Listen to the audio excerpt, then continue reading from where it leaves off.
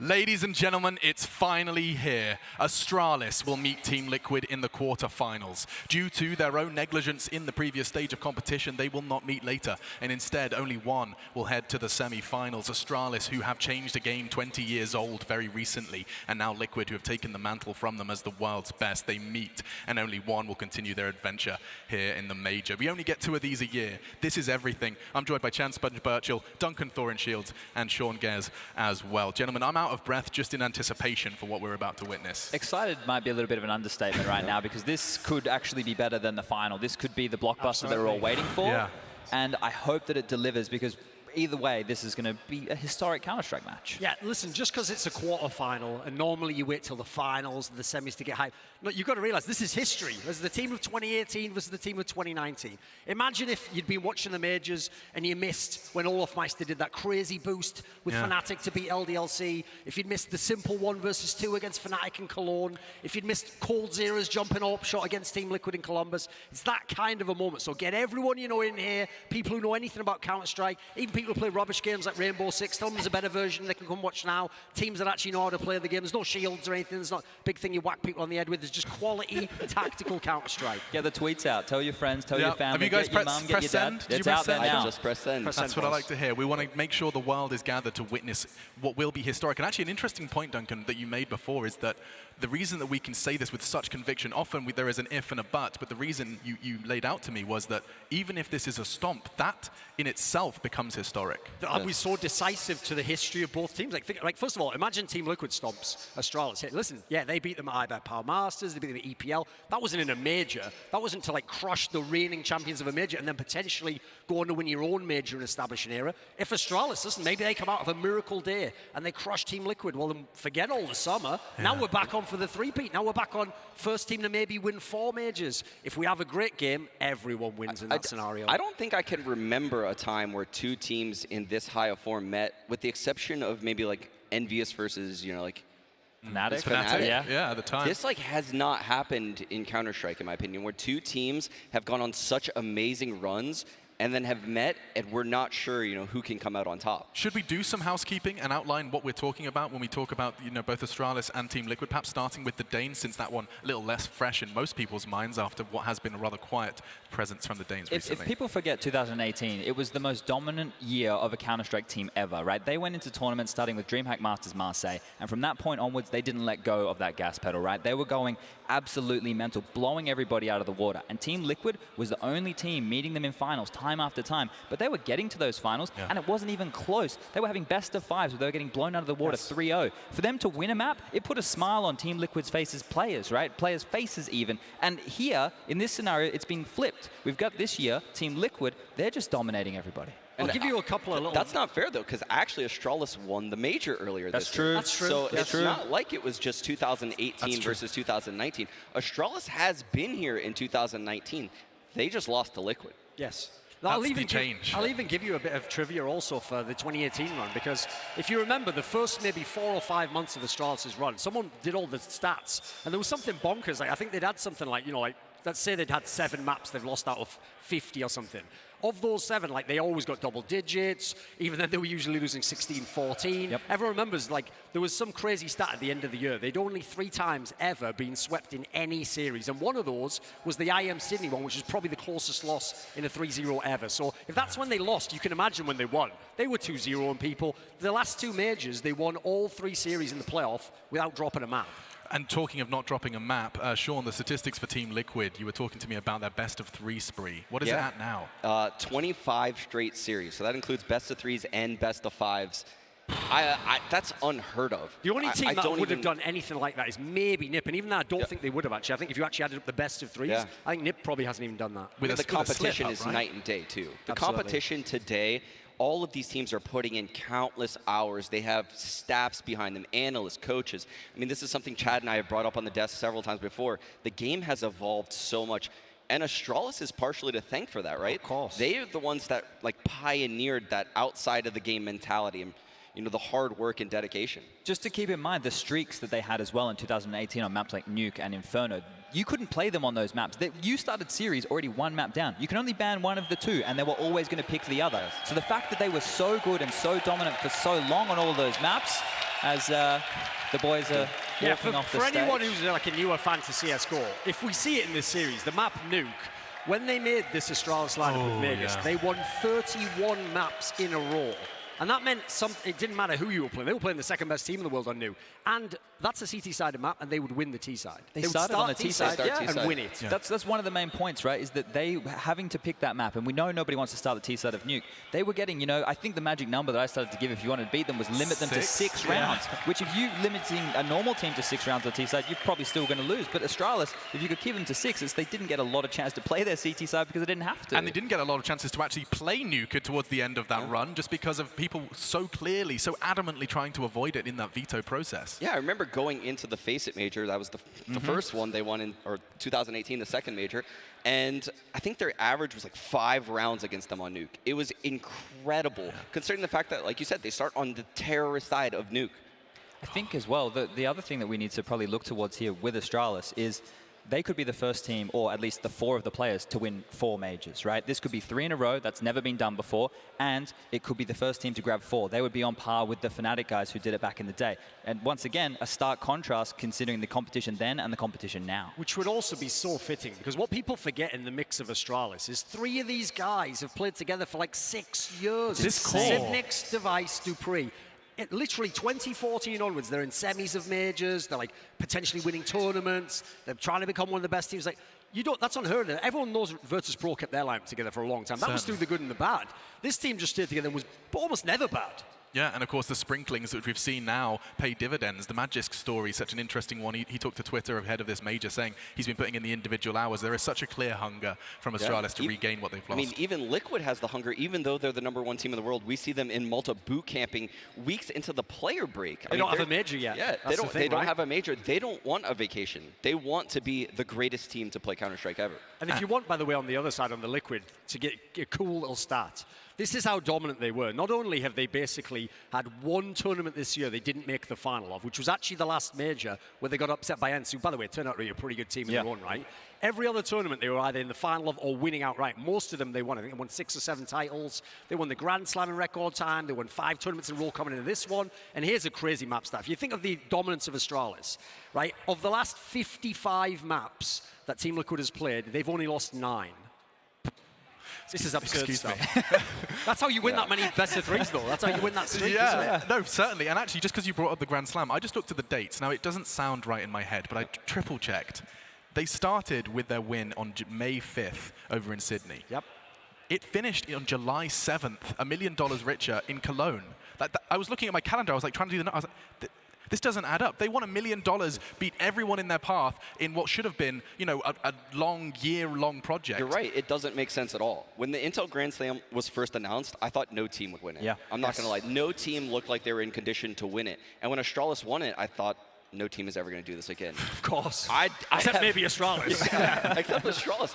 How Liquid managed to do it in Astralis's era is one of the most impressive things I've ever seen in Counter-Strike. And I'd like to move to psychology, which was touched on, right at the start of this discussion, just because you said that, they have inspired and a whole new generation of Counter-Strike teams to make more adjustments in their back end. Talking to Liquid in Malta very briefly, a lot of the times I asked for, how did you get better? How did you succeed and do this? How did you do that? The answer was often because of the meetings they've been having with their psychologists. I think that's an interesting facet, a new string. I don't know if you noticed, but during the series, they had to win to get here when they were against Mouse Spots. Before the game, they had their phone up, right? We thought, they may be talking to the owner. Maybe he's giving them the pep talk. It was the sports psychologist. He was giving them kind of like the final briefing, like, probably stay calm, like play with each other, whatever. And if you saw that game, they had an amazing amount of poise when it was in the tough moments. And let's not forget that Team Liquid used to be all over social media, Reddit, whatever it may be, with some sort of choking connotation. Now, that's the same Team Liquid logo that's flying here on the quarterfinal but let's apply that to that core that Duncan was talking about. Touché. Because in the beginning, in the early majors, that trio continued to choke. They were chokers. They were the original chokers in CSGO, right? Liquid took that mantle and they ran with it, and they made it quite pretty, didn't they? Because, we made some memes at it. We had some fun with it. But both teams, if you look at their age, the oldest person in the server today will be Dupree. He's only 26, right? Everybody else is very, very young. You're looking at young players who are at the top of their game, and individually speaking, we haven't even touched on this yet. Liquid are pound for pound the most skilled roster we've ever seen. Have they been individually, pound for pound, the strongest roster that we've seen here in Berlin, though? I mean, Not have yet. we seen that not yet? yet. No. Not yet. Here's the No. thing, to even say so would actually be to discredit what they did in the Yes. summer. Like in the summer, normally the person we give a chance to not have to frag is the in-game leader. Yes. Nitro was having maps, he was top in the scoreboard, where he would, like literally, in the final, if you go look against Vitality, he was smashing half the Vitality players. He was winning clutches for fun. I mean, everyone. Naf, Twist, I mean, all these players just have showed up time and time again. Stewie with so many impactful frags. Elige has showed up this major, right? Elige is potentially the best player in the world. He's in the conversation, He's absolutely. definitely in the conversation. And Elige has the confidence to say the winner of this series is going to win the major. He said that on Twitter. God damn, Can you they have believe changed. that?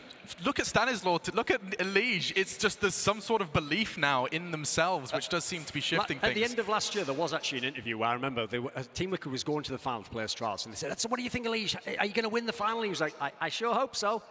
It's like, that's gone. Let's go ahead and get this party started on the stage. Let's get this party started. Alex Richardson, I like the way that sounds. How about you, Berlin? You guys down to party? All right, yeah, that's right. Astralis versus Team Liquid right here for a quarterfinal. It must be my lucky day. It must be my birthday. Yeah, I mean, the weirdest part to me is the fact that y'all kind of lost respect for Astralis. Does that sound right? Y'all think they're a threat? There's some real sickos. We got Team Liquid, though. How about Team Liquid? We got Team Liquid fans? Damn, some booze in there, too. Hey, you know what? I'm done talking. I'm done talking to y'all. I'm done talking to y'all. But I need you to make some noise for these quarterfinalists!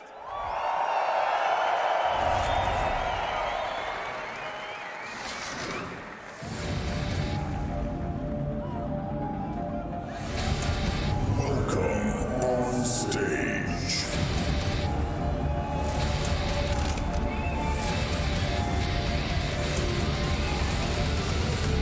Astralis.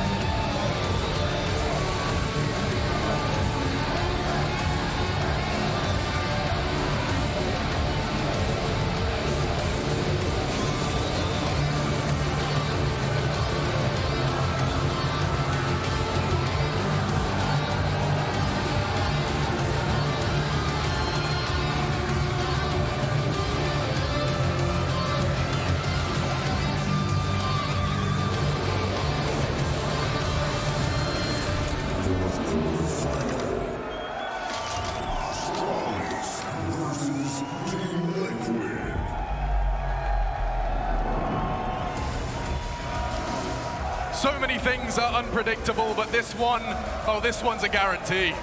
Astralis meeting Liquid in the quarterfinals of the major. So much talent stepping into that server, both old and new. The core that you were referencing, Duncan, of course, in their jerseys on stage now. You can see Device, Dupree, Zitnix, supported cast by Glaive, an in-game leader who, I mean, is a conversation in himself. What he has done to revolutionize Astralis, and it was a big part and a big discussion as to why they were so great for so long. Listen, they were an amazing team when Carragher was with them. Obviously, one of the great in-game leaders, but he never got a major. They never got a major at the time. It's when Glaive came, that's when the 3 majors came. That's when they turned it around. They even had their own shot at a mini era before they had this one. So the greatness of this team can't really be understated. No, certainly not. Glaive, of course, pulling the strings behind them, and the same could be said for Team Liquid. A conversation has to be had regarding the man trying to get them hyped up, the crowd and his team. Nitro going to be pulling the strings for Team Liquid, Chad. And a lot of people feel like he doesn't get the praise he deserves. What's your stance? He's a hard worker, that's for sure, but he's not a traditional in-game leader. He's had to adopt this task, and that's why, you know, when we talk about the team pound for pound skill-wise, we put him up there because back in the day, you know, we're talking the 2015s, Nitro was a breakout talent within the US. Now, he's obviously molded, he's been humbled. Him and Elige have stuck together this entire time. They are franchise players right now, and they have shaped this unit. They've changed players, they've chopped through, and now they have this blistering roster of fantastic talent in front of them, and they're only a few steps away from grabbing that major that's eluded them before. They've been in grand finals before, and they've been heartbroken. Yeah, and Nitro literally shows what it means to be a team player, right? He started off this game in CSGO as a star player, rising through the ranks. Then he became a support player on Liquid, and then he was an entry fragger, and now he's the AWP in-game leader for Liquid, and he puts in the most work on this team. He puts in so much work to their strategy. I think the masterminds behind this team are Elige and Nitro, and then Stewie obviously has a huge role as the leader. And that's what the final piece to this team was. That's what I think makes the Team Liquid lineup so crazy, is it is a super team. Like, each player in this team has been the star player of a North American team. Nitro and Elige, obviously, in Team Liquid lineups of the past. Naf was the star of Renegades for a solid, what, 6-8 months? Yep. You had Twists, what, he was in Sean's Misfits. I've said it before, Twist is the most skilled player I've ever played with. He's basically the North American Simple. He's the closest we've got. Yeah, he is. And then, and just to not forget, Stewie, obviously, in the original Cloud9, when he first came in, he was absolutely banging people out as the in-game leader and entry fragger. Before we continue to break this down and start thinking maps, that's where this story goes next. But first, it's over to the fans in the stands. Here we go. The Astralis fans are in the house, and they're making a hell of a lot of noise. They're certainly rivaling the ENS fans. Now, you're going up against the Liquid that's supposed to be dominant, but they don't have a major to their name just yet. Why are Astralis going to beat Liquid? I mean, they're tactically superior. They're the best team that's ever been assembled. They're the greatest Counter-Strike team of all time. Liquid has no majors. They haven't done anything Astralis has done yet. I mean, they're clearly the better team, right? I agree that Astralis are the better team, but it's up to Tonya to prove us wrong. What do we think, guys? Tonya, who have you got over there? James, I think you forgot who is ranking #1 in the world right now. We have guys who traveled here from Canada and from USA. So, you're from Canada, right? Sorry again? You're from Canada. Yeah. Who is your favorite Liquid player? Twist. Yes, show me the t-shirt. Twist. And I know you have a funny story for us to tell, yes, about Twist. I just tried to prepare my hair like Twist. It's not able to do it. But we just want to support Liquid. Let's fucking go! All right, America here with us, right? You're from USA. I'm from New York, yes. So tell me why Liquid should win this one. Why should they win? I disagree. This team was built to beat that team. Let's go, Liquid! James?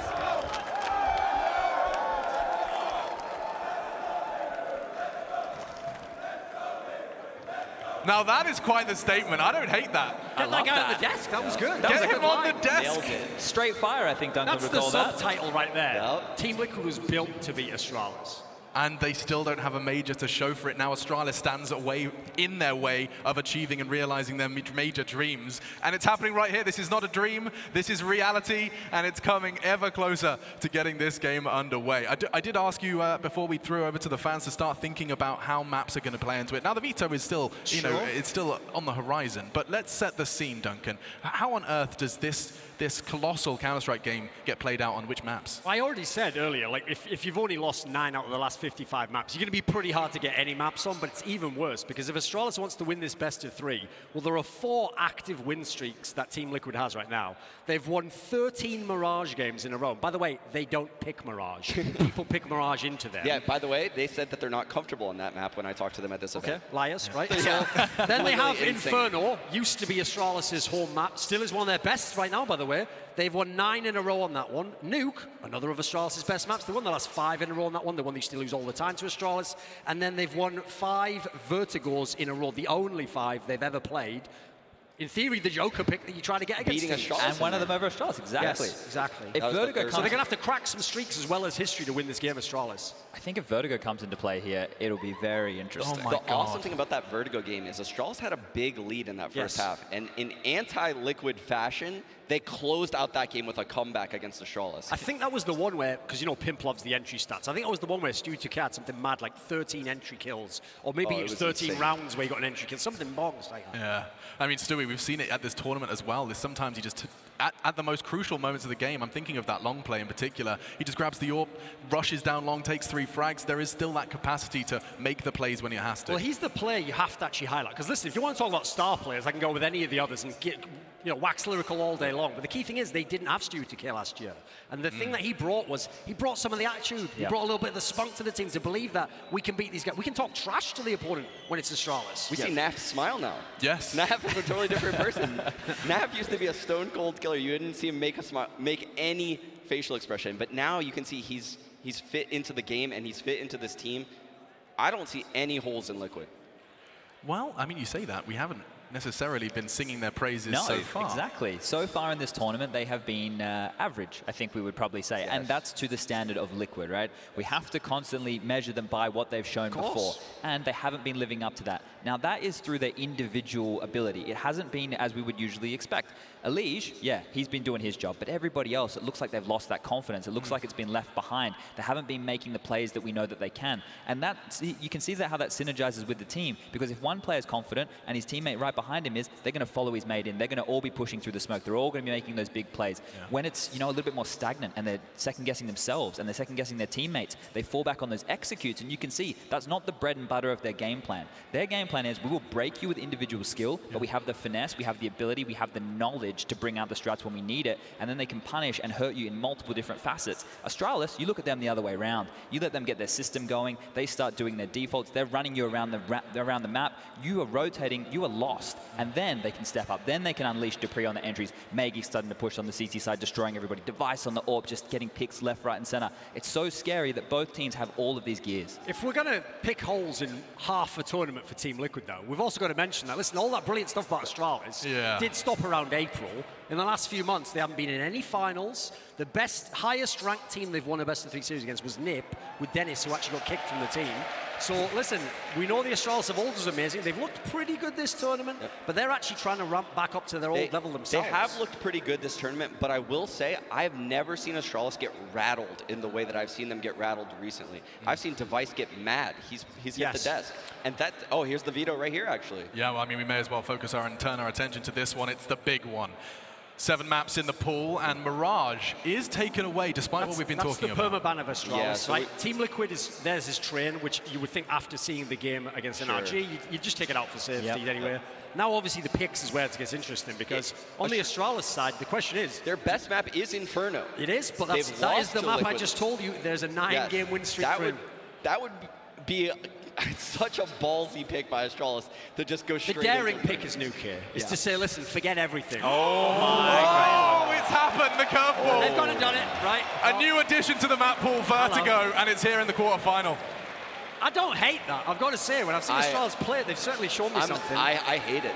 You do? I think it shows a lack of confidence. I think they think they're the underdog. They think they're the underdog. They have to have a surprise veto in order to beat Liquid. Wow, so they've just kind of tucked their tail between their legs and played dead with the Vertigo pick.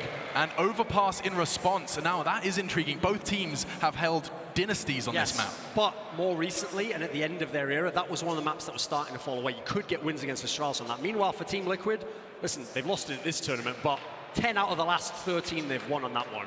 We're going to get the nuke ban in here. Dust to an Inferno last 2.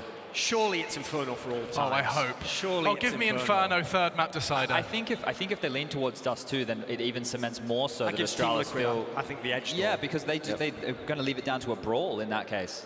For the sake of the fans, give us Inferno. Give us Come on. Inferno. There we get go. it. There we go.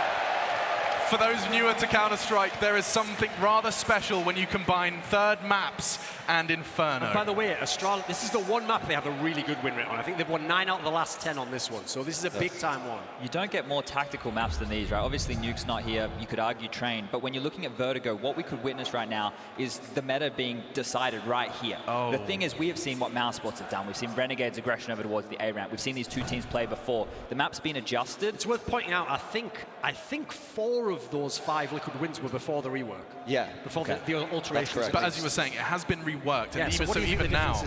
It can be scary to see what comes out here. There's some things which have been good from other teams, like the B aggression from Mousesports, the same with the Renegades towards A. They can fold these into their game plan and have their own stuff. Astralis was the first team I saw doing the plant over towards the A bomb site with the gap so they could defend from the scaffold. They would have geeked out super hard on this. You just need 1 or 2 gimmicky strategies on your T side in the first half, and you can rattle the CTs. But I talked to Joker Steve from Team Liquid. He said he loves this map for the team because it's so brawly. Yeah. All of them can fight. All of them can get in. But that condition right there is them playing well individually. That is what scares me, is when you talk to Liquid about Vertigo, they're all very comfortable on it. Alish puts up monstrous numbers on this map. He really does, and actually, we are going to be hearing from Astralis ahead of this quarterfinal. We know the veto, but let's know what they were having to say coming into this final. I think that there's no way that we could have been better prepared for this major. We started out, as I said before, by having 2 days where we were just evaluating the whole first part of the year and talking about people's energy level and what they were going through, and also how their vacation went. And then we did some fun stuff together just to bond and get started again. It has been a great preparation for us, and I think that we fixed a lot of the holes that was in our map pool. We are the major champions right now, so for of course we want to defend that title, and we won't settle with less. But outside, I think that's where the second kind of pressure comes from, and that's what I think is a positive thing to answer your question. I think that it's really. There's been a lot of things about our team and how we have been performed and skipping events and stuff like that. But now going into this game, I even think that we were favorites against Liquid the first time we met them in Montpellier. But this time we actually go in as the underdog. I think that will put the pressure on them, definitely.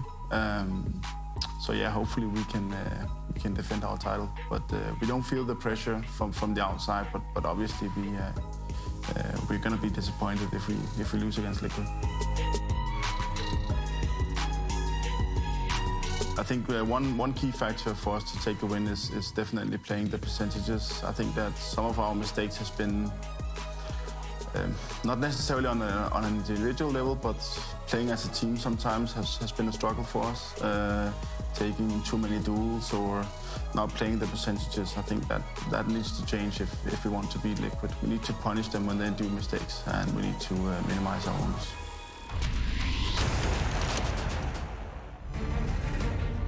That was Zonic, the coach of Astralis. The fact that he's using words, get started again. The defending major champions want to get started, and juxtapose that with Liquid, who want to finish their dominance with their first major trophy into the boots.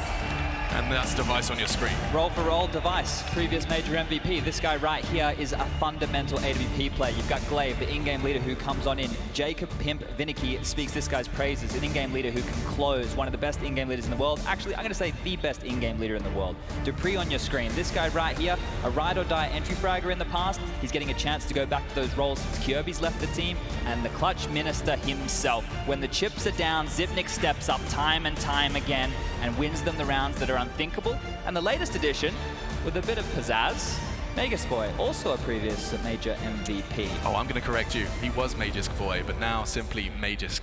He has become a man in this team, and he really has dominated. He has become the second star to this team, right?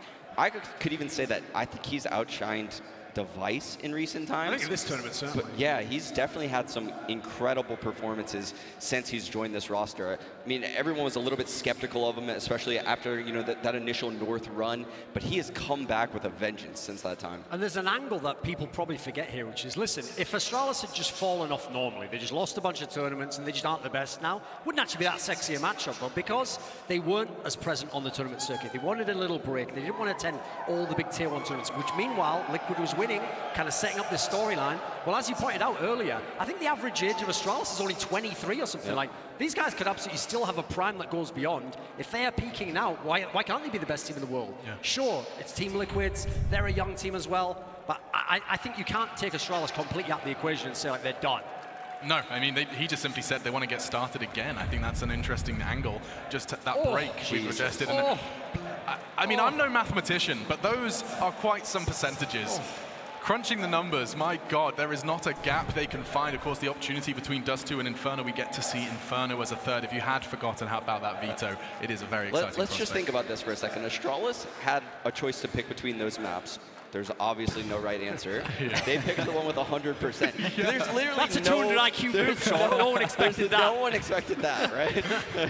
Oh, and Adren, I mean, he has joined this team and helped them have all the expectations they need. In fact, let's hear from him before this game. It was definitely tough advancing into the playoffs. I mean, going 3-2 and our 2-0 over Mouse was actually so close. Double OT, overtimes in both maps, losing 2 best-of-1s. I mean, best-of-1 losing, like, it happens. I think we're very confident in the best-of-3s. We didn't see ourselves losing to anyone in the best-of-3. The best-of-1s obviously hurt, but I think it's very helpful to look at those demos and review our mistakes so that in the playoffs we're not making the same mistakes. When preparing against Astralis, I think we just take it as another team, honestly. There's not really too much to it. We watch their demos, we figure out what their weaknesses are. But I really think after the last major, I think we did too much looking into the other team, honestly, and it kind of messed with our own way of playing the game. So recently, in the last couple of events, we've only been focusing on ourselves. As a generic, as cliche as that answer that is, it's really important. You can say this team is doing this setup, but if you haven't talked about how to approach that setup, you can be like, hey, they're playing the 3A setup. But then if we're not saying how we're going to beat that, it's pointless to do that preparation. So we need to make sure that we're pointing stuff out, but also knowing how to beat that, rather than just saying, hey, they're playing like this.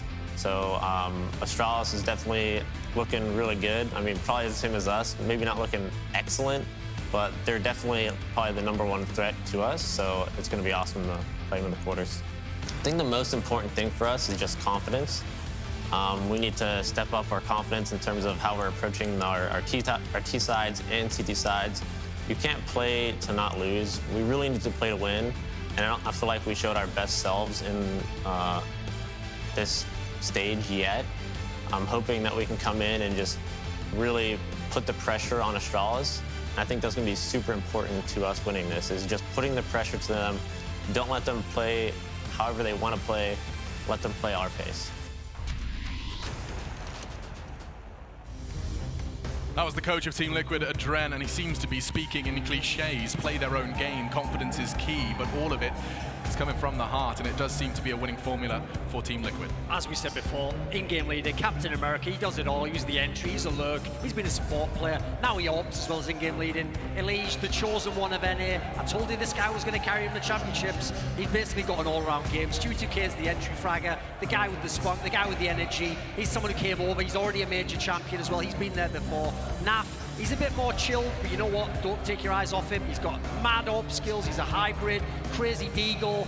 I mean, he doesn't talk a lot. He doesn't need to. His game talks all for him. And then Twists, the hair looks flashy. The game's even flashier. The guy's a mechanical god. He's basically the best North American Homo sapien to ever pick up a mouse peripheral and play the game Counter-Strike Global Offensive. Oh, and that's why I love you, Duncan. Yes, that's Team Liquid, and that is quite the intro.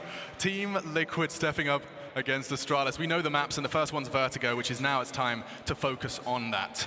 The newest addition to the map pool, we've actually not seen a lot of Tier 1 Counter-Strike played on Vertigo, but Berlin's been our best glimpse of it. You hinted that Mouse Sports was somewhat of a spearhead of some innovation, clear adaptation mid-tournament from everyone else, but What do you think has been like what we've learned from Vertigo so far, Chad? You've played a lot of it, you've watched a lot of it. Yep. What have we learned about the map so far? I think you can be very assertive on the CT side. You can take a lot of territory early, you can push the Ts back and make them burn out utility if they want to fight for it. That's the biggest part of the meta right now. Do the Ts have ways that they can take control back? Do they have the flashes in place to push the individuals who want to go for those aggressive plays away? I'm sorry, the odds just were on screen, brought to you by GGBet. Just look how inseparable these two teams are. Makes sense. It certainly does. But you were saying, it's about trying to bleed that utility out early. Well, this is the thing, right? Because the map is still in its infancy, it hasn't been completely worked out. So you have to make up steps on the fly. You have to be very innovative in how you're going to approach whatever attack or defense you dealt with, because no one knows what they're going into. Yeah, we saw tons of cool A-ramp aggressions out of the CTs in the last stage. A lot of B aggressions toward those stairs. They were met with equal counter aggressions, right? We saw counter utility develop in the last stage. Both of these teams heavily known for their utility usage. I think we're going to see a lot of creative grenades thrown here. And out of 22 times when Team Liquid have been banning over the last 22 series, only twice have they ever banned Vertigo, and it was always a second rotation ban. So that tells you they are willing to play this. They were pretty much daring teams to come into that unbeaten record and play them, and not a lot of people dared. But Astralis picking it. I don't know if Liquid, I'm sure they were aware it's a possibility. I'm not sure if this was 100% in their mind. Now they know they're thrown into the ring, a map that we haven't really seen from Liquid so far here in Berlin. Looking at the teams right now, Liquid looks more nervous. If I'm looking at the faces and I'm looking at the way that they've been preparing in these booths thus far, the nerves are looking like they're on the side of Liquid. But knowing that these guys have spoken in the past about how comfortable they are with Vertigo, I'm not sure if that's the case. Maybe they're just prepped, maybe they're in the zone, maybe they're ready. I don't know which way this one's going to go. Something I'm interested about regarding Vertigo is to see how often the B site is taken. It does seem like it's a gift to the CTs at this point. What do you reckon, Sean? It seems very difficult to take control of those B stairs early round. Now, I'm not sure, these teams could have things up their sleeve that I've never thought about, right? They've set the meta for the last year. I could definitely imagine seeing flashes come over from T-spawn and quick clears of those stairs from Astralis or Liquid. Yeah. I was talking about the B takes very briefly with a member of Team Liquid, and I was just saying that, you know, yeah, you can flash it, and he was saying, oh, are you throwing that new flash? Oh, no, you don't throw that. So apparently there's some good flashes that are definitely in their pocket, and I'm excited to see if that does catch Astralis off guard. They have picked it, though, and I'm very intrigued to know whether I like or not that sign there. Astralis rides the horse. Oh, okay, sure. Listen, this horse bucks, so you better hold on tight, boys, because Vertigo's going to be a rough ride. It's going to be an intriguing one, and that's just the first of the series. Let's just cast our minds. What was the middle map? I know we've got Inferno as a third. Overpass. It was Overpass chosen by Team Which, Liquid. by the way, if you saw in the Astralis squad, they had something like, I think it was 75% win rate. It's obviously a map that they're winning on. This is a map historically Astralis was very, very good on, but recently, it's towards the end of their era, it became a weakness, and it became Liquid's best map. Now, in the last best of three these two teams met, Astralis bested them on Overpass. But that was just, I rewatched that game. They counter-shredded Liquid very hard. Similar to actually what Avantgarde did earlier in this event. I think Liquid needs to change up their timings drastically, and I'm sure they're aware of that. So I think we're going to see a very interesting game of CS there. Plus, what we have to keep in mind is these two teams prep for each other. This is what they've been waiting for. This is what we've been waiting for. They're ready to go toe-to-toe with each other. They thought they were going to meet in the grand final. They thought they were both going to come in on top of their game. So right here, right now, we're going to see who the true world #1 is, because in my mind, it's going to be decided right here today. God, if that doesn't get the goosebumps on your skin, I don't know what will. Counter-Strike fans united, watching from home, watching from the Mercedes-Benz Arena, ready to bear witness to Astralis versus Liquid. And no less than that, it starts on Vertigo. The scene absolutely set. Nothing more to be said. The frags will do the talking, and it's time to throw it over to the commentators. The gift of Jason Moses O'Toole and Anders Bloom will be voicing this epic series. Oh, thank you so much, Alex. I can't wait for this. Jason, how are you feeling about this incredible game that we're about to witness? This is such an intense matchup to have at this stage of the tournament. It's going to be phenomenal. They said it all on the desk, but this is two eras clashing. This is some history going head-to-head, and we are live into the pistol round. Berlin, are you ready for the quarterfinals? Oh, they sound very ready, and the teams are better be ready as well. Nitro already on that ramp with Twist right behind him. They wanted to push aggressive, and we've seen a lot of that happening behind those sandbags. You could look right through them, but I feel like that flashbang sort of made them second guess a bit, and now they're just waiting instead. A lot of, look at all that. That's 3 Molotovs, 2 smokes on the Astralis side, so they just want to bombard this bomb site and let the grenades do all the rest. Nitro in a position that's not easy to clear. See if they can do this or not, Astralis. But this is such a common strategy early on. Smokes are up, the Molotovs deep in behind. Twist standing in the fire for a little bit. But he's going to be back around the corner. And look at Nitro. No one spotted him. They don't know yet. Nitro, oh, this is so smart. And Glaive is gone. They finally check it. But the bomb has not been planted. That is a big play coming out from Nitro. Yeah, that's going to buy a lot of time. They wanted to get the bomb plant. Now that the smokes are fading, they're going to be exposed to the USP. And actually, even with the man down, Liquid still have a chance to come back into this. Zipnik's waiting for the follow-up peek, and Astralis, they have to play it patient. That's a big win. And still, though, it's going to be so tough. Run the gauntlet to pick up this bomb. Elige ready and waiting as well. 40 seconds now, and still battling with the man advantage. These USPs, they need to find some headshot. Elige with a big turnaround. Gets both Zip and Magnus, and Twist will take down Device, and Liquid will pick up the pistol. That was so quick for Elige. Nitro only gets one, but how critical of a kill is that? Yeah. That forced Astralis. They had to remain the aggressors. They wanted to just back out after the plant and play it safe. And then eventually when the smoke fades, you've got Elige and you've got Twist. And as Duncan said, two of the best Homo sapiens that North America's ever produced. So talented. And you're exposed to the USPs. 1-0 for Liquid. Man, that was well done. And Elige, he had to read that follow-up. He had to read the push coming into his right immediately, or there was going to be trouble. No armor, and just a single upgraded Deagle there. P250 as well on the pre. So, a really minuscule chance for Astralis to do much damage in this one. It might be something where they maybe probe across the map and are trying to find something that they've researched, trying to see if there's been any change in the setup that they've looked into that they know is going to be coming. Naf should be able to handle these 2 kills. Going to play it safe. And that's the interesting thing. If Astralis comes into this, and I mean, we know one of the really heavy tactical, one of the really heavily structured teams in terms of the way they play the game, if they come up with a game plan, they come up with some new smokes and flashes specifically designed for Liquid, that can be so brutal. And I mean, on a new map like Vertigo, and it is still as new by all standards, that's one of the things that's so interesting is, you know, a lot of the time, people just pick up what other people have already done. It takes a long time to sit down and find all those little tricks, and if you have any, now is the time to use them for sure. To free open and catch somebody out in the open by the forklift, but that won't be possible, and every single member of Liquid survive. Which is going to be great for them. They're going to be very, very pleased with that. Some money growing. Only the 1 rifle on the board for Twist, and actually, I mean, this is one of those odd circumstances where coming into this 3rd round, Astralis actually seems to have the better situation in terms of weaponry.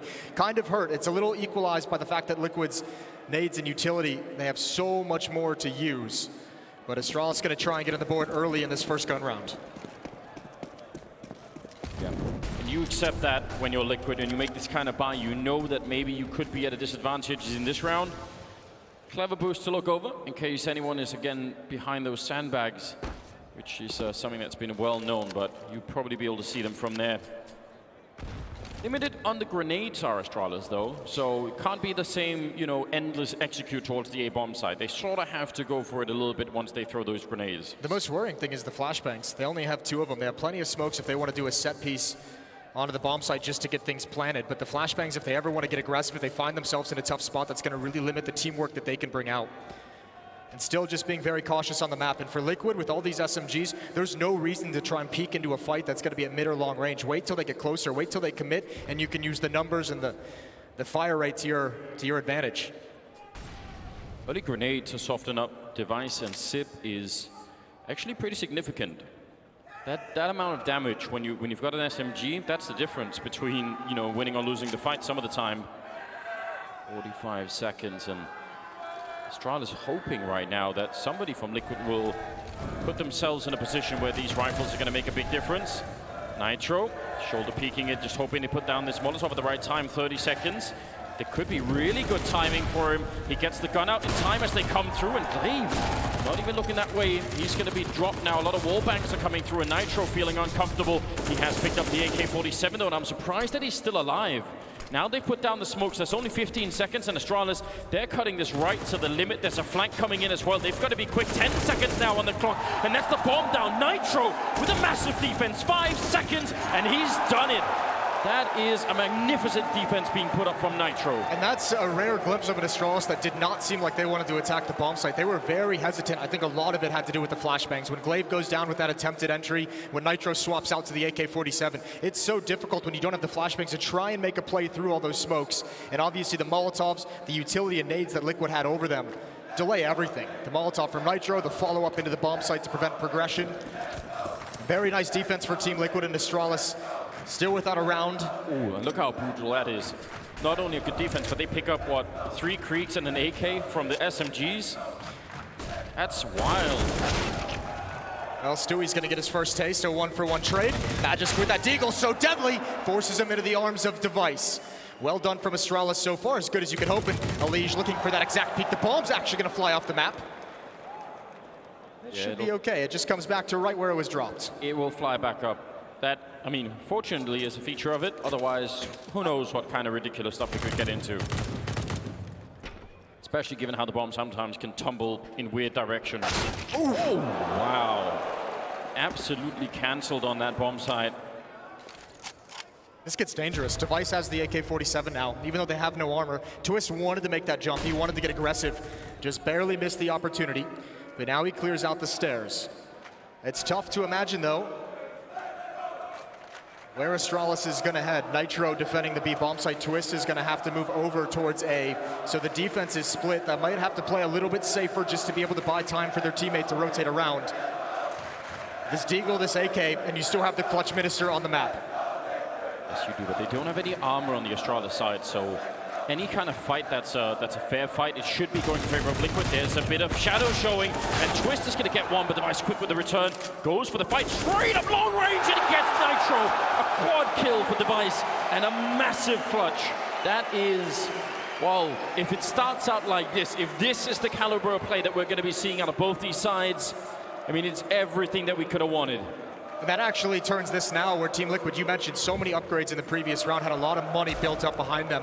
Now Astralis winning a round like this, being able to bring one AK forward into the next, they don't have to buy. That gives this an economic struggle as well in the first stages of this opening half. Could have gone for the bomb plant, could have tried to play it safe, but he figured, you know what? Catch him off guard, peeking into the rotation. That's exactly right. And you saw Device, you know, cheering on the fans a little bit, saying, yeah, come on. Could get even louder than that. That whole Danish cheering section going on. Elige, it's so dangerous with that peak. Gonna throw in a grenade, doesn't really do anything. Time to back on out. Some of the time, especially with this early wall bang, it sort of plays the way that Nuke did in 1.6, it feels like. You know, just spend the first while trying to see if you can get someone killed without them even seeing you. A lot of bodies for Astralis heading over towards the A bomb site. Nitro with the AWP to defend it. On this hit, at the very least, Astralis have all the nades they could want. There's that spam you were mentioning. The AWP can be deadly shooting back. You have to imagine when this comes in, Nitro is going to be blocked off. No information. Molotov out. Deal some damage if they want to press the attack. A boost up from Liquid, a late one, but the Molotov forces it away. Oh, Elige burns to 3. He's going to be really out of the fight for some time. He's got to rely on his teammates. Liquid are doing a great job at actually buying a lot of time, even when these smokes are down, so credit to them for doing it. Now, Sip is going to be putting the bomb down, and Device and Glaive will open it up, and I mean, Elige was already low on health, so I guess that's really difficult for him to get into the fight, and Glaive with one more kill, and now they need to be careful here, Liquid.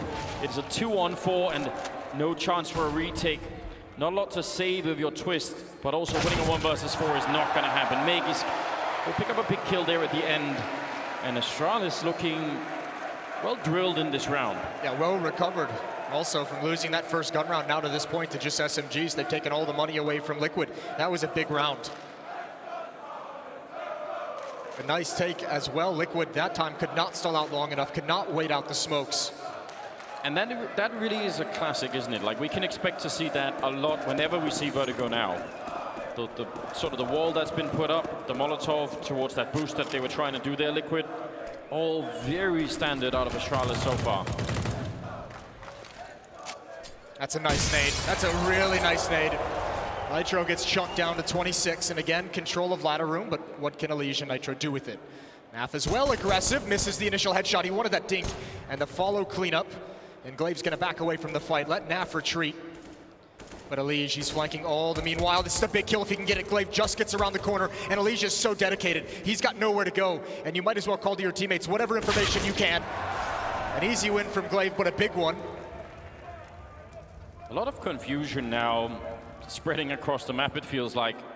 Astralis, they've got a lot of time so they can check all the corners, but I would be worried right now if I were Astralis that someone might be in some strange position that you forgot to check. So I would almost call it at this point and say, like, every 5 seconds, somebody just turn around and see if we're being flanked, because they could be almost everywhere. That's exactly what Dupree's doing.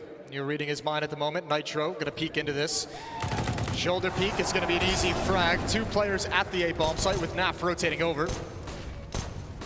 This should be a pretty easy, typical round for Astralis. There's not a whole lot of difficulty that Liquid can actually present here. 1 nade comes out, not doing a whole lot of damage.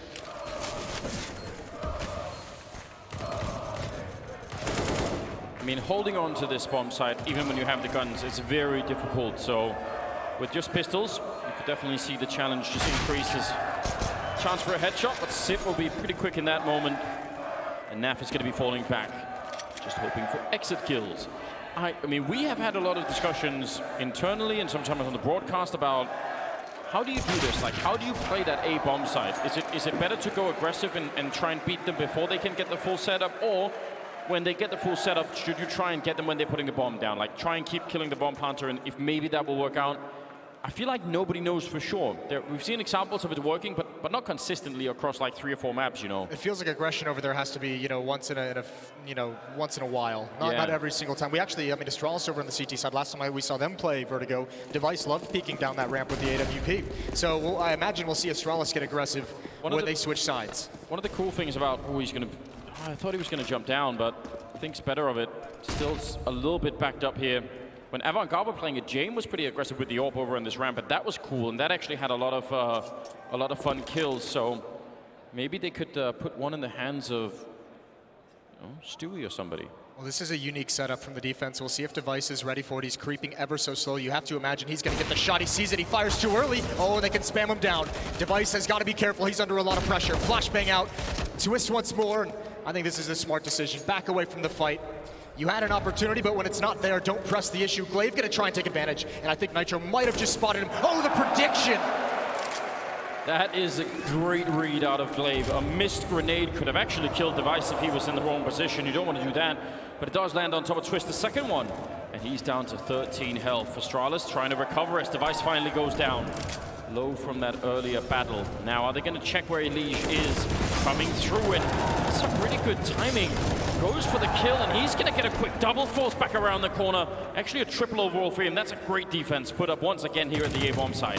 Smoke's going to fade soon. Magisk wants to get this plant in. Here he comes at the default box. Elige over the top, and Magisk just knows he has to stick it. He has to get it down. He's going to die no matter what. It's all on Dupree. 17 health in a 1 versus 3. He's smoked off, and the spam comes in. Well done. Elige and Twist working together. The point man and the swing man on the defense. That nets Elige a triple kill in the round. Good job, Willie. We got some American fans here. They brought the flag, so it's all good. I mean, someone's going to have to counterbalance on that Danish side, right? The Danish section is very powerful, I'm not going to lie to you. They are wild down there. They're a bit quiet, though. What's the matter, guys? Scared? Ooh. They are a little bit scared, I think. Maybe they should be. Liquid in the lead, 4-3. I mean, right now, I still think the hardest side to play on this is the CT side. I think Liquid are doing a great job right now. Same with Astralis to get to their 3, especially after losing the pistol, losing the first gun round. That was a very nice recovery. And we really haven't seen this side of the map tested. Stewie has had a quiet game, 3 and 4 for him, and now he's going to get some attention. Nades and flashbangs raining through. And he backs deeper into the bomb site. Elige close up. Naf would be quick on the rotation.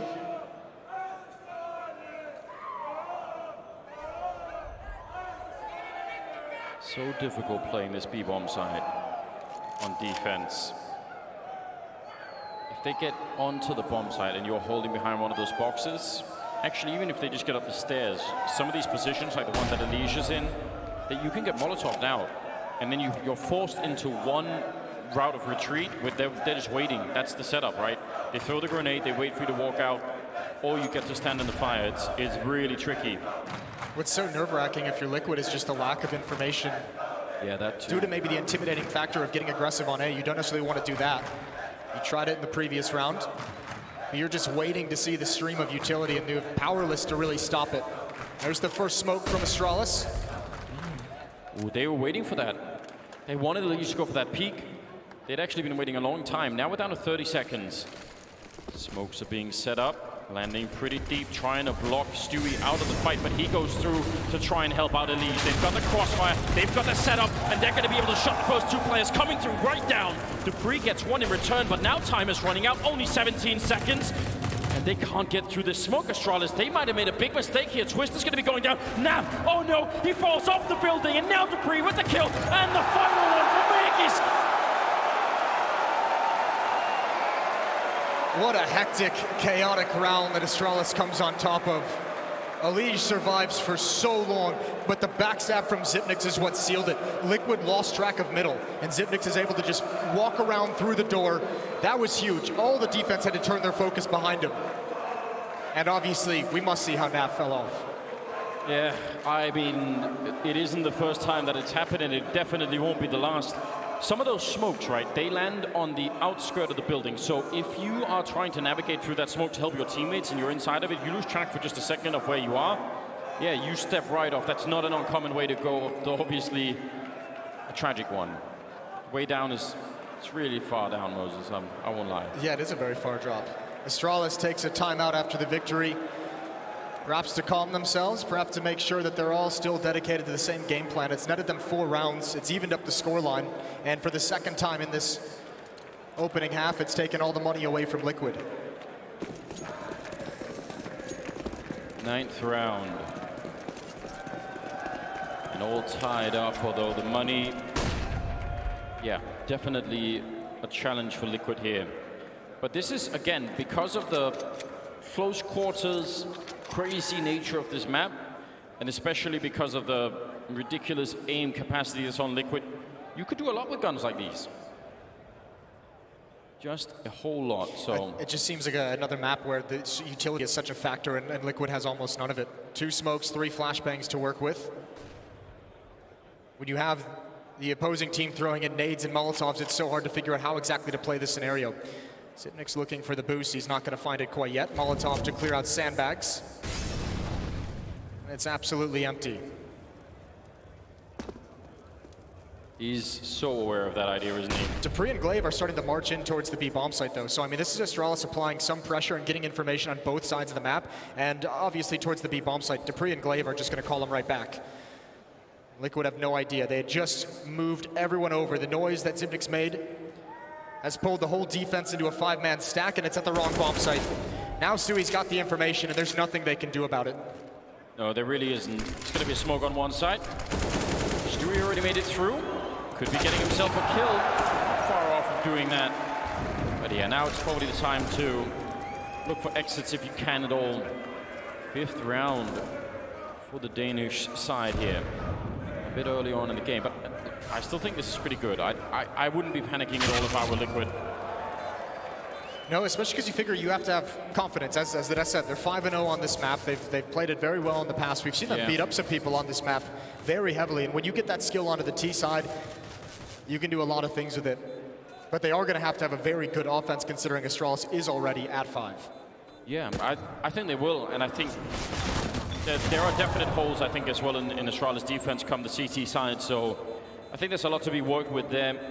One of the things I'm still kind of asking for now, bordering on demanding even, is that aggressive ball from Stewie. I don't really care if it's B. I would rather it be A, but if he's playing the B bomb side, fair enough, let him. But I just kind of want to see him take someone out, then fall back. And the problem, historically, the problem is even if you're playing 5 versus 4 on the defensive side of this map, you're still not safe. But I want to see that happen a little bit more. We'll see. Put in the request now. He's had such a slow start to this game. You wonder, I mean, there hasn't been a whole lot of attention, just the one real attack towards that bomb site. This one on the Saber doesn't matter so much. So Stewie, just by nature of the fact that they haven't come here, starting this game out a little bit cold, hasn't been involved a whole lot.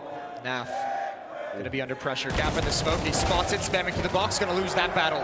The Krieg reigns supreme. Another flashbang out, and Device, he already saw this stack. He already had a shot to kill Nitro the Free for the first time, and now the second it connects, and Twist is stuck being aggressive. He goes down as well. A 2-on-4 so quickly. That is a very fast reaction from Device. He wasn't scared, he was just thinking, I'm gonna try and get him, and he's ready for this next follow-up. Probably should have been a kill. Ducking down inside at 39 health. He could have gone down, actually, missing that shot.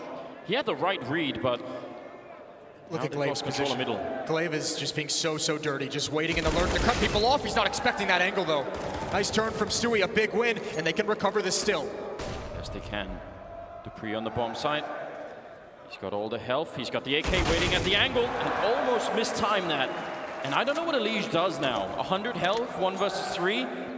He has the skill. He has the capacity to win these 1 versus 3s, but it's very tricky.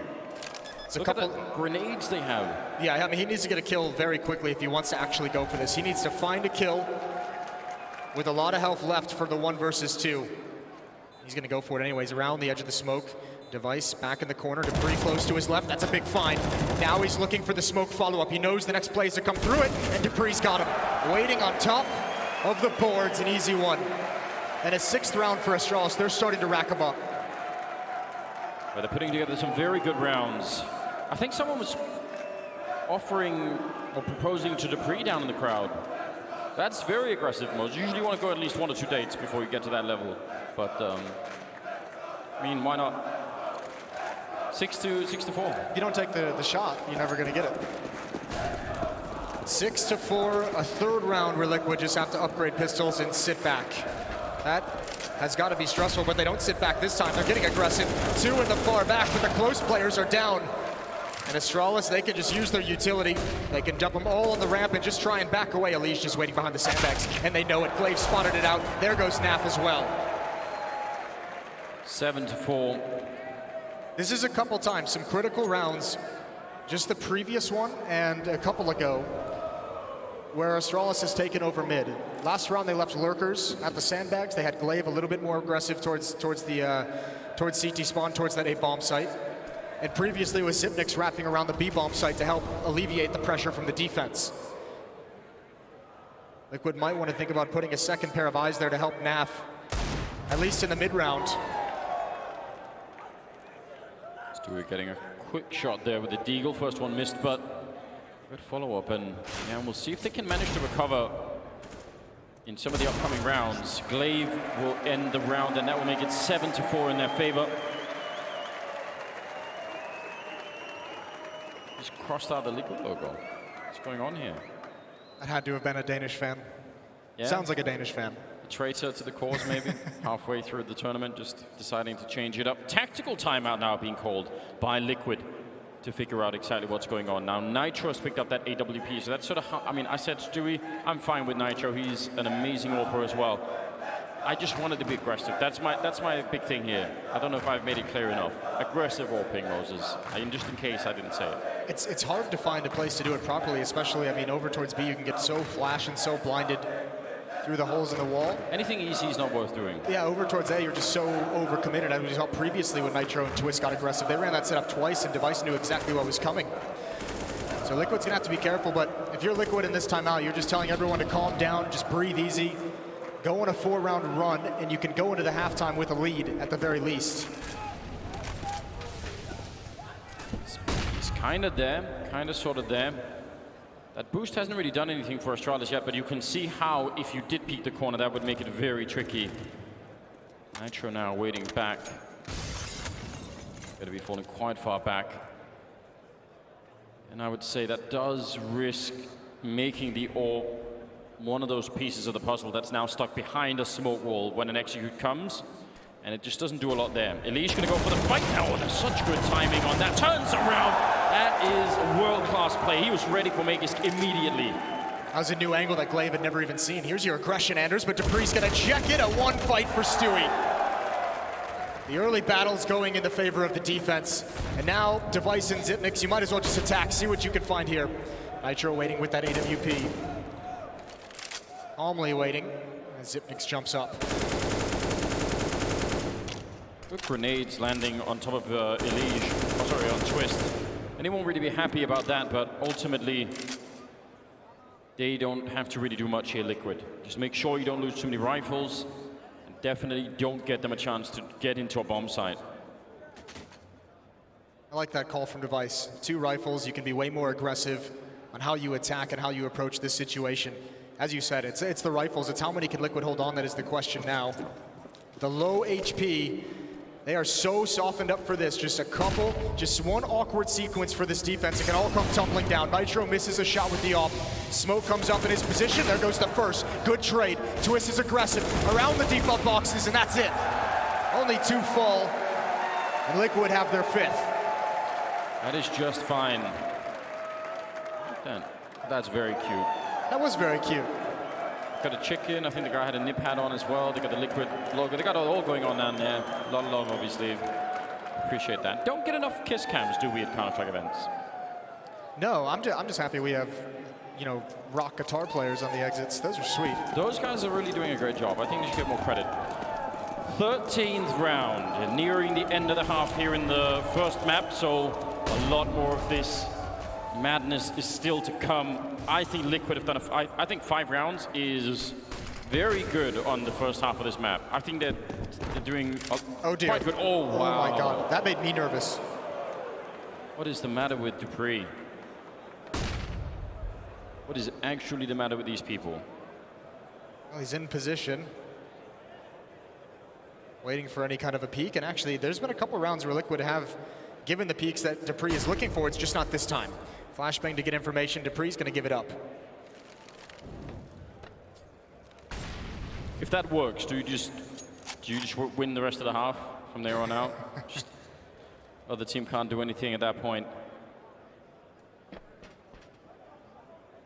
That's very obviously no work safety regulations on that T side. So there's a creative smoke, pressuring the bomb site. Twist and Nitro far back, but the bomb is on the other side of the map. It's still going to come here, and this time it's no set piece. They're not using the utility. That's the bomb. Big fight for Elise to win. The follow-up from Stewie. Now the utility dump comes out. Not a lot of damage provided from the HE nades, but Liquid is content to just put up a smoke and wait patiently. 30 seconds on the clock. Yeah, this is looking so good. You're almost at the home stretch here in a 3-on-5. Ooh, they're going to be falling back 20 seconds now. I think you just have to save. Yeah, you have to run. just have to. You have to run the whole way to that A bomb site. It would just telegraph everything. So save the weapons. Astralis is going to back off, and those 2 kills net Team Liquid a 6th round. So good, and this is another topic that we've been discussing. I know I've tried to mention it a bunch of times.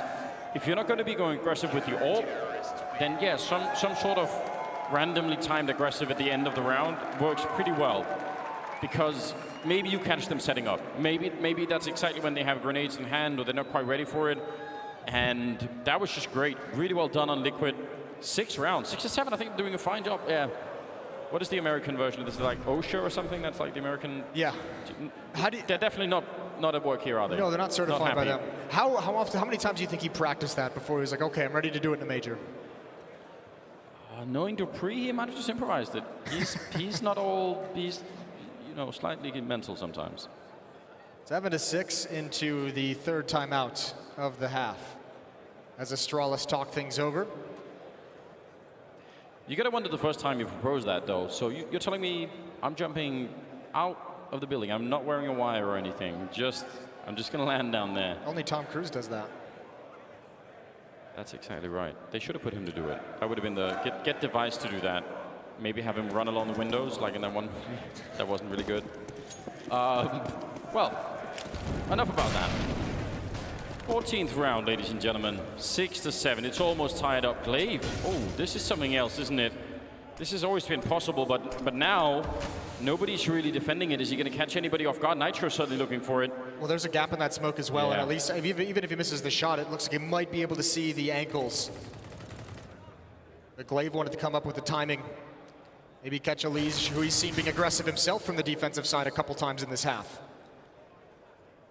Still just very slowly and cautiously. I mean, Astralis with control of this.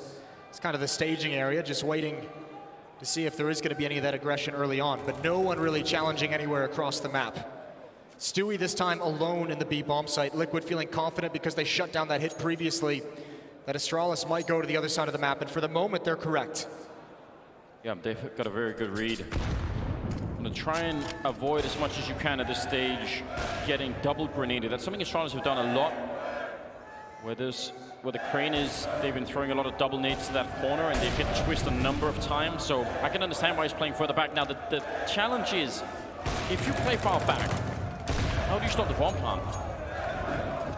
I don't think you do. I think you play for the retake. We'll see how much Liquid can get done. Maybe the Molotov to slow down or force an awkward plant spot, but no one moving to actually challenge with these smokes in their face and Glaive. He's just gonna plant. The flames don't touch him. Nades come out, Naf has stopped the bomb plant. He's come through the smoke, and now Liquid can get more aggressive. They know what comes next. That is such a heroic play for Naf. He had a couple of seconds to do it, and he absolutely made it work. Now, Elise gone down as well. Only 8 seconds on the clock. Astralis, they might run out of time again. They're going to get one more headshot. 4 seconds. And Stewie pushing into it. He's going to go down to device. An 8th round on the board for Astralis, but it is just at the edge, isn't it? They almost failed that. That stopping of the plant was massive from Naf, but that, I mean, just the weaponry that Astralis has far back, more smoke still. They didn't use everything on the initial attack. That deep smoke really forced Liquid into the only play they had, which was to stop that plant desperately, to get hyper-aggressive and overextend, to try and force Astralis to lose by time, and it just didn't work out. Still the AWP in Nitro's hands. Oh, nice wall bang. Maggie's no chance for a reply there. And look at the aggression from Stewie over on that side. That might give them some more space to mess around with Nitro. Oh, that should have been his kill. Instead, Device will take him down. He'd been waiting for that for a while. A lot of damage onto Elige. They are in a little bit, actually, quite a bit of trouble here at the A-bomb side. Yeah, Nitro had those 2 angles to deal with, and he couldn't pick the right one. Astralis maybe trying to get cheeky and take that bomb site, just based off the 1 kill, but enough resistance, enough presence from Liquid to hold them back for now. But look at the position that Device is in. It's a thing of beauty. He can just peek into this bomb site with the AWP, so safe, such long range, and he just plays support for the rest of his teammates. Twist. Can he stop the bomb from going down? It's very close, he will. A lot of time on the clock this time for this 3-on-3. 50 seconds. So at least Astralis can think about what they want to do next. They could even fall back at this rate. But they're still sticking around on the ramp, hoping Liquid make a mistake. Naf is now pushed into position. They're hearing that scope. They must know the smoke goes up, and Naf hits a headshot. That's a great kill with the M4. That had to happen. 30 seconds. There's Twist with the follow-up, and now it's all on Glaive, and he's going to go down. Stewie getting them a 7th round on the board, and that is a lot. They've done a remarkable job here in the first half, Liquid. Not bad at all. That's a brawly first half, though. Back and forth the whole way. Outside of the one thing that gives Astralis the edge going into the second half, a 7-1 run in the middle stages. We're going to a break, and we'll be right back.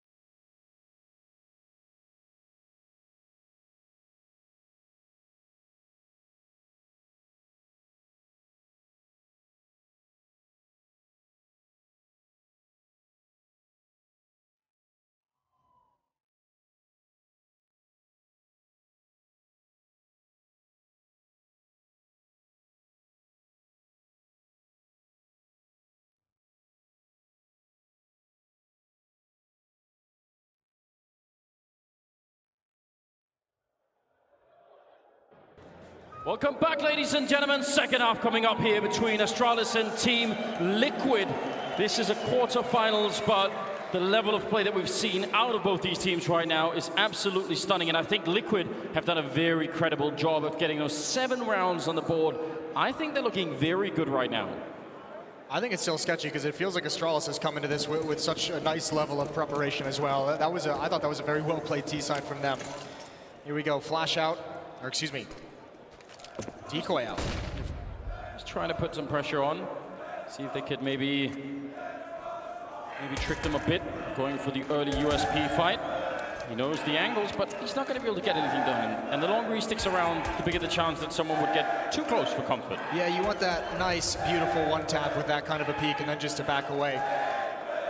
Instead, he gets nothing. Him and Zipnik's combined working together towards this gap in the wall. Stewie takes a little bit of damage. So does Nav. Some of those USPs chipping away, and Astralis can feel the pressure coming on this bomb site. You can see more players coming over. They're backing off, but Device, finally he finds that headshot. Now they can really sit and wait patiently for this plant. Oh, one more! A drive-by, he doesn't even stop, and Elish needs this flank because he needs to help his team. He needs to get involved in the post plant. Surely Sip can't see that. He's just shooting through the smoke, right? I don't even understand. But a 4-on-3. This is still not a very easy retake at all for Astralis. I don't know if there's a kit on the ground from Dupree, but otherwise... No, it's all 5 armor. It's all 5 armor, and Elish has thinned it down to 3.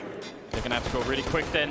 Nice shots coming out. Liquid doing a great job at the moment. Naf is low on health, but falling back, still nobody defusing, and there's the kill from Sip, and they're gonna have enough time for it. That is still, in spite of the man advantage, a very scary round for Astralis, and they do make it out. Good couple of kills out of Device and Sip at the end. That was a very good win in that 2 versus 2 as well. Nav backs away down the ramp, and I don't think Nitro was ready to cover towards the top for the follow-up peak. A bit brutal, and Astralis now have a 2-round lead, 9-7 after winning the pistol, but Liquid is buying up. They do not want to sit around out. Especially if you're basing at least some of your retake on that flank coming in and it just gets absolutely called out by Liquid. That's going to be a slight panic moment.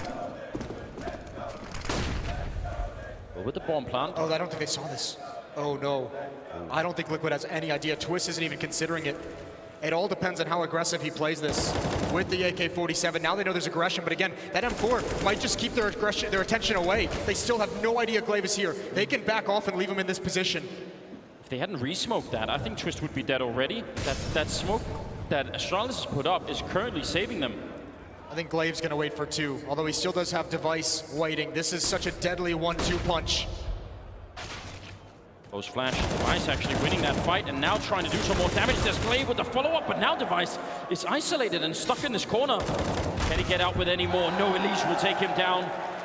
A lot of potential, but not all of it realized in that round. You see the danger of aggression, though, at that bomb site. It has to be so comprehensive because they actually had success with that stack, but Liquid are just patiently waiting, and they're able to chop them down 3 players. And now Dupree and May just have no idea where they're coming from, but the aggressive position has paid off. It catches Stewie completely off guard, and Elish can't trade. And now Nav has to recover. The Deagle, he must be aggressive, and he can't land it. A triple kill for Dupree, saving the day.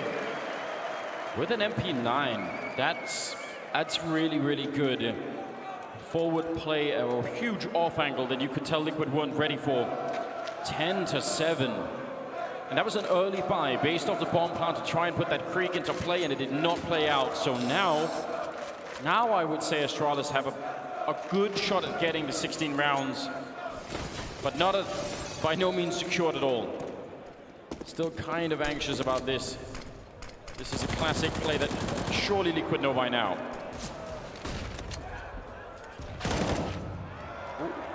Well, Astralis is looking on point at the moment.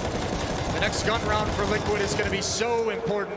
Dupree down to just his sidearm, but he's allowing his teammates to take the brunt of the attack and bail him out. Astralis now with a phenomenal hold on this map. Teamwork makes the dream work. That's the rhyme. That's what we say over there. That was good. It was cool to see Dupree. He just immediately, almost instinctually, just realized, you know what? They've got that side covered. I'm just going to try and live on this side. 11-7, 19th round. We've got 3 Creeks, 2 AKs, a lot of grenades on the Liquid side. They can pretty much do whatever they want this round, so let's see how much they've been drilling some of these attacks. This is where Astralis, at least somewhat in the past, have had some issues. Megis, quick down with the flank. He's going to find the bomb as well. Let's see if he can get the kill. Nobody's currently looking behind. Nef has also gone down. This could be a disaster for Liquid. It looks like it will be. Megis chewing them up with the flank, and he's going to get to, looking for the headshot. Got the third one as well. The ultimate backstab. I think that's it. I think that is the back-breaking play. That is the one, that is the round that I think might just end Liquid on this first map on Vertigo. What a beautiful flank. Combined with the opening kill, there just wasn't enough manpower. No one from Liquid had attention there. No one in Liquid was reading the possibility of this kind of a flank. Magisk is just brutal.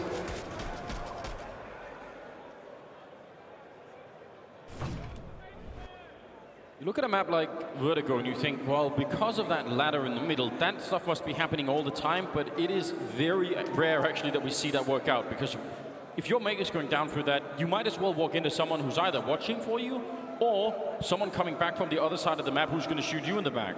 So you're super exposed. It seems like it should be sort of a no-brainer, but in actual practice, it's much more tricky. Oh yeah, but you can see the payoff. It's worth the risk at time. Even Liquid, remember, Elige went down there as well at a certain point, and he actually challenged in that ladder room a number of times. So pulling it out there, Magisk obviously gets the better of that kind of a play. Back to Deagles, back to pistols and armor. And very fast-paced towards the B bomb site. They do slow down once they get to the stairs. And I think Device is actually already flanking from A. Yeah, very aggressive right now, Astralis. He's cut the map in half for his team. They can just stack up 4 players here at the B bomb site and in mid, and there should be no entrance for Liquid. With just pistols, some of these fights are very hard to win. This one that goes through the grid to look down there, that AK-47 is going to be doing a lot of damage. Support flashbang for defenders. They want the information. It's perfectly timed. It's so perfectly timed. Elige is in the corner. Dupree's a little bit lucky, but he's an even better shot. Triple kill very quickly, and there's Device on the flank. He does fall, but no chance for a victory for Liquid. A 1 versus 4, and Nitro, it's just a matter of time. Looking to take as many guns away as possible. He's not going to get anything. 13-7. Another triple kill for Dupree in this round. That is what I think. I don't think there is such a thing as a textbook play really on this map yet, but I think that should be one of them. It's that slightly delayed retake on either A or B. Get that flashbang in there. Just try and get the right timing. When you get it, you see the result. Very hard to deal with when you're just setting up that attack. 13-7 in favor of Astralis. Still on map 1.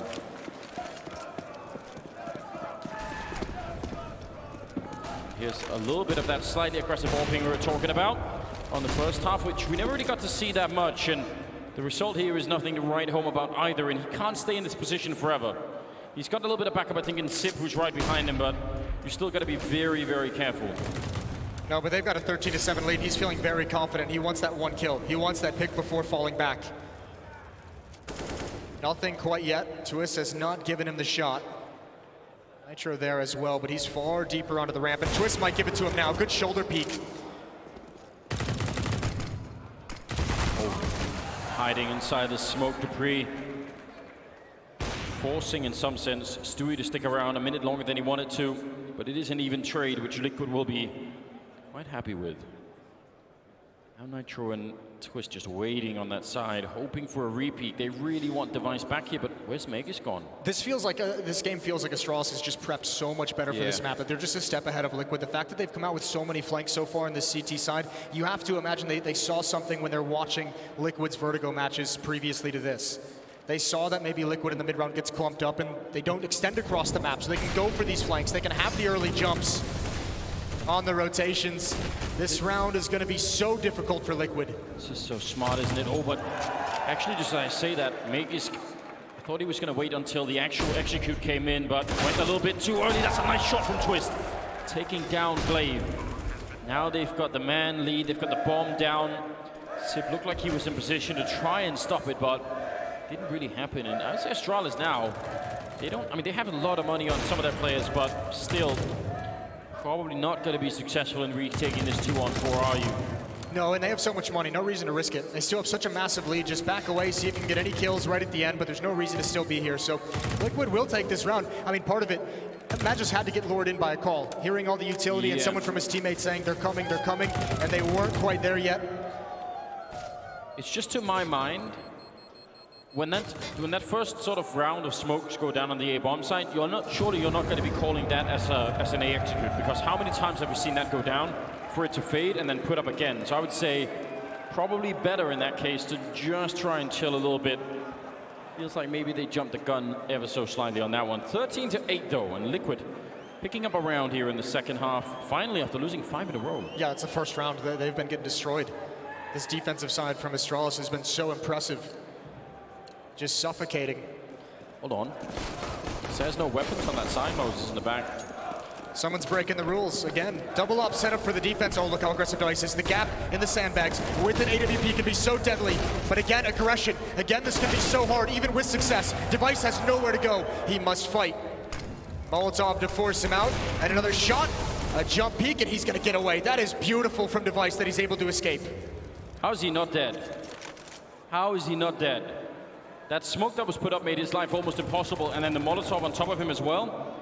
Got that close range shot, and also Glaive picked up a kill. They got away with a lot right there. And Device can actually stay at this position in sandbags, and perhaps this is why, seeing the Molotov used early on for his position on ramp, he says, you probably don't have another one to use here. Stewie does have one, but will he choose to use it? Because they're frequently used as well deep into the A bomb site during these hits. Well, they also won't expect the AWP to be there, right? Like, out of all the weapons, that's not the weapon you take into sandbags. So right now, all of the body language is signaling they're not checking for it. They seem to have absolutely no idea. A deep grenade, 45 seconds. This could absolutely be the round-winning play for Device. They have no idea. Stewie barely even considered it. Naf and Nitro aren't even considering it themselves. Liquid about to spring the trap, and I don't think they're going to like the results. 30 seconds. Device silent in the corner. Just letting his teammate do all the communication. They line up. He knows. He absolutely knows no one's checked it. That's the bomb. No, it's right there in front of him, and he's going to get that one too. A brilliant round out of Device. 3 kills overall, and now there's only 10 seconds left, and Neff is out of bullets. Megas will take him down, and that's a 14th round for Astralis. Now quite a bit ahead of the game. And Astralis seems hyped up. They're usually very composed, and towards the end of their winning streak at the Katowice Major, it almost looked like everything was just business as usual. They've been talking in all the interviews, saying that Liquid is the best team in the world, and they have to try and overcome that. And this match means everything. The team that took their era away from them.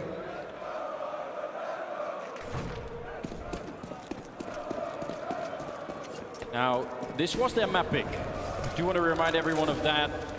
Overpass is going to be coming up as the second map, and obviously Inferno has to decide that would be such a treat. Everybody wants that. Even the people who are fans of Astralis surely can give us a third map. You are right to a certain degree about that aggressive opping over towards the A-bomb site. Just look how much pressure it's applying on these guys. They're so scared to move forward. I don't like the surprise in your tone of voice, Moses. I feel like that's very condescending. I must call that out. Make it sound like that's the first time that's ever happened. Well, it's the second. Still not many. Device with an opening kill. See what I have to deal with all the time? I need some pity from the crowd here. Nitro does go down, and now it's a double up as well. That does make it slightly more tricky. Look at just all the aggression across the map that Liquid have seen over and over again. We've seen Dupree push down here a number of times. Areas with the AWP, and it's so many different looks, so much utility being used by Liquid early on to flush out those aggressive positions, and no one's in them. So the utility just goes to waste, and then they don't have to use it, or they don't have it to use when they want to actually attack a bomb site. Just look at the Molotovs, right? I think you're absolutely right. Normally you want 3 Molotovs to clear out all the common positions on this map or at the B bomb site, and now they kind of can't. Now, maybe they could get one for Glaive. That would be a common position, but he's even moved out of that one. Yeah, there's that D Molotov, exactly that we're talking about. But again, they wanted 2 more. Dupree ready to send someone flying right off the building. Stewie gonna volunteer himself, and a second one. Great shots from from Dupree. Already a triple. And now 10 seconds left, no bomb plant gonna happen. And that will be a 15th round for Astralis, a single one away from taking the first map here. Oh, Oh, that's production value. Production. This is guys doing all the calculations. Some cool linear algebra in there, like that. Algebra? Algebra, I don't know. Just going into Danish there for a minute. I'm sorry, there. I'm so hyped up. You couldn't tell. You just switched in. It was automatic. Yeah. So watching Astralis, we got math in Yeah, as you're well. feeling very patriotic. It's two of my favorite things, really. Oh, that's a huge nade for the last round, and somehow he's only rewarded with one. You felt like the nade in that lineup had to have given him 3. I mean, it was almost perfect. They've still done a lot of damage. I think they saw that jump. They were shooting at his head. Slave says, yeah, I don't want to really participate in this. 4 on 4. Everything on the line for Liquid. Limited on the grenades once again. But at least Astralis, except for the Vice over on the other side, he's controlling the whole A bomb side. They know what's coming. Look at the aggression from that AWP and what it's affording to them. Yeah, and so many players in middle for Liquid, it's almost like a bottleneck. Like, what can these 3 players actually do? You can only really peek in one direction. That's covered by smokes. So you don't have information. A risky jump up from Elige. Here they come, trying to take the bomb site, but Dupree still stands tall with a double kill. Back into the safety. It's a 2-on-3 in Liquid.